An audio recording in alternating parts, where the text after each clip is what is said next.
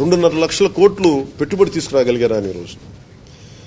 So మేము investment friendly అన్న company అంటే మన ప్రభుత్వం అనే ప్రాసెస్లో ఇది ఒక మేజర్ ఒక ఇష్యూ ఏమొచ్చిందంటే 365 ఎకరాలు చిన్న ఇష్యూ ఉంది బిట్వీన్ రెవెన్యూ వాళ్ళదేను అలాగే 365 హెక్టార్స్ వీళ్ళు ఆల్రెడీ ఫారెస్ట్ ల్యాండ్ కొన్నారు.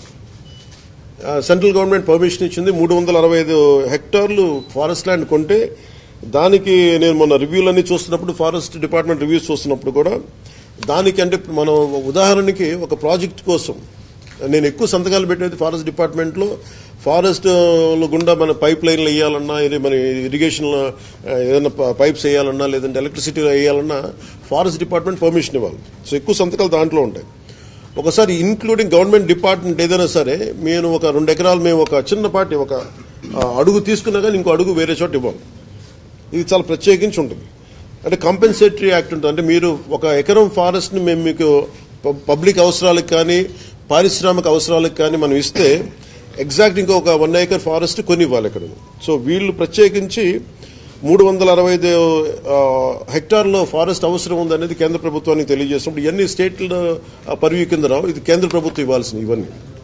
సో కేంద్ర ప్రభుత్వం ఆ రోజున 365 హెక్టార్లు వాళ్ళకి ఇచ్చారు. దానికి కాంపెన్సేటరీగా 365 హెక్టార్లు గ్రీన్కో కంపెనీ ఆల్రెడీ నెల్లూరులో వాళ్ళకి కాంపెన్సేటరీ ఫారెస్ట్ ఇచ్చారు.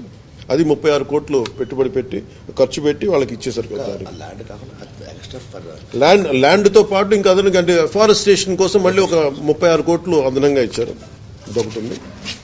అలాగే డిస్ప్యూటెడ్ ల్యాండ్లో మనకి ఇక్కడ ఇందులో ఒక ప్రత్యేక ఏమనిపించిందంటే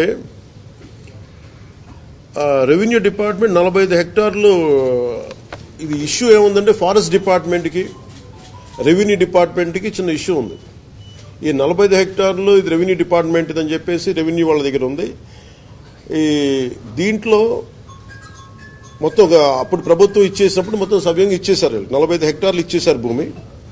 ఇస్తున్నప్పుడు దాంట్లో ఈ dispute between forest department and revenue డిపార్ట్మెంట్లో 45 హెక్టార్లు మీద మాదా ఉంది. ఇది 1962 నుంచి దాంట్లో ఒక 10 ఎకరాలు 12 ఎకరాలు పట్టాలు కూడా ఇచ్చేశారు. అప్పుడు సక్సెసివ్ గవర్నమెంట్స్ అని 1980 దాకా ఇచ్చుకుంటూ వెళ్ళారు.